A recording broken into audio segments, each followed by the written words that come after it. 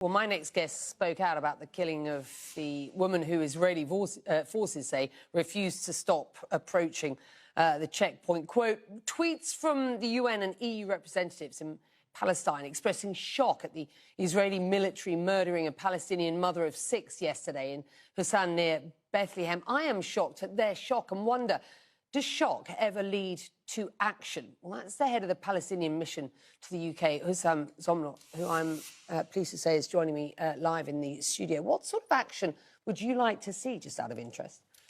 International law is very clearly defined. I mean, the premise of it is the inadmissibility of acquiring land by force, which Israel has been doing for at least 55 years. The full array of international sanctions has been applied on Russia only in a matter of weeks, but over 74 years, the Palestinian people have been suffering from colonization, military occupation, killings. It's killing fields. I mean, you've just described the woman. She is half blind. She didn't hear them. They simply executed her. And every day, only yesterday, 4 Palestinians were killed, including a young boy, Mohammed Zakarni, in Jenin. And now we're hearing reports that they misidentified that boy. That misidentification happens on a daily basis. So the international rules are very clear. And the Palestinian people have had it, Becky. They're sick and tired of the double standards, of the hypocrisy.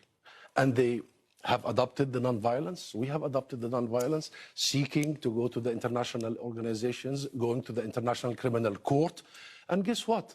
We have been blocked even from pursuing such peaceful action. So there is a rise of temperature in Palestine. I read a lot of analysis at the moment that suggests that there is, on the Palestinian side, no guiding hand apparent in the incidents, the events, the attacks that are happening against Israelis. So I want to know where you believe this is headed at this point. No, there is a guiding hand. It's the occupation.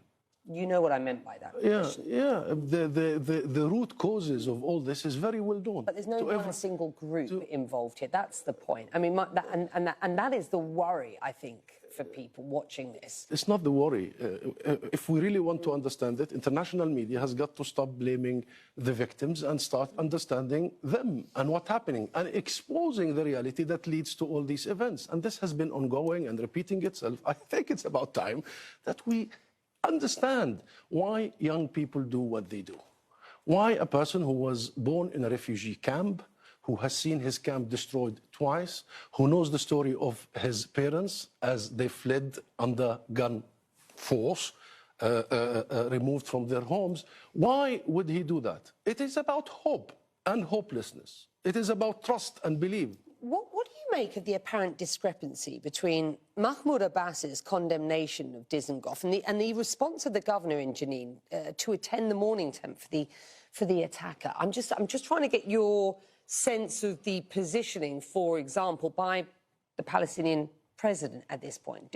Does he understand what you have just explained to me about what is going on in a refugee camp? Right. Of course he does. And of course, every single day, even when he condemns any acts against Palestinian or Israeli civilians, he also reminds the world that this is because of the occupation and that we need an international momentum and peace process to end this occupation once and for all, and actually to provide some future for these kids. So he knows, but the Palestinian public also realize that such young people are the double victims of occupation. There was some discrepancy, though, in his statement, wasn't there? Which is? Which is, you know, he's condemning what happened, and we get the response of the governor in Jenin to attend the morning tent for the attack. I'm just trying to establish where the politics are around this. The politics is the difference between strategic and humane. In strategic terms, we have adopted nonviolence. For many years, that took us to the United Nations, seeking recognition of the state of Palestine, going to the ICC. And guess what, Betty? It's Western countries, including the UK, who actually issue public letters saying they will not allow the Palestinians to seek the International Criminal Court. So there is no discrepancy. The discrepancy is here. It's in the international community. It's in the international media that keeps depicting. You tell me, what would you recommend the Ukrainian people would do? I see the media full of loading them for taking up arms, defending their land, you know, throwing Molotov cocktails.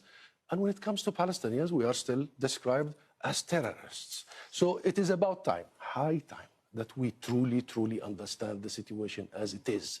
The Palestinian people have had it. There's no sign yet of widespread violent protest in the West Bank. Do you expect that to change at this point? The Palestinian people have been at it on their land for 74 years. There have been so many attempts at uprooting us, not only from the 48 areas which became Israel. My own parents were uprooted from our home, and I became a refugee, and I was born in a refugee camp to the very south of Gaza. But it is ongoing Nakba catastrophe. You follow the house demolitions, evictions on a daily basis, and the murder. I mean, the media picks on deteriorating situation when Israelis are harmed. But last year only, more than 355 Palestinians were killed, including 78 children, Becky. And it wasn't picked upon. So every household, every neighborhood has a child who has been killed, a woman who has been misidentified, has a neighborhood that has been devastated, cannot travel, cannot work, cannot move, in a system that was described only recently by Amnesty International here in the UK, based, and before it, the Human Rights Watch in the US, to be full-fledged apartheid. That is Israel operating. So the root causes are very well defined. We know them. Human rights organizations know them. Palestinians live it on a daily basis. The question is, why aren't we visiting the root causes? Why are we putting Israel above the law? And you know, the situation in Ukraine has really exposed the selectivity of the international community. Husam Zomlot, it's good to have you with us. Thank you very much indeed.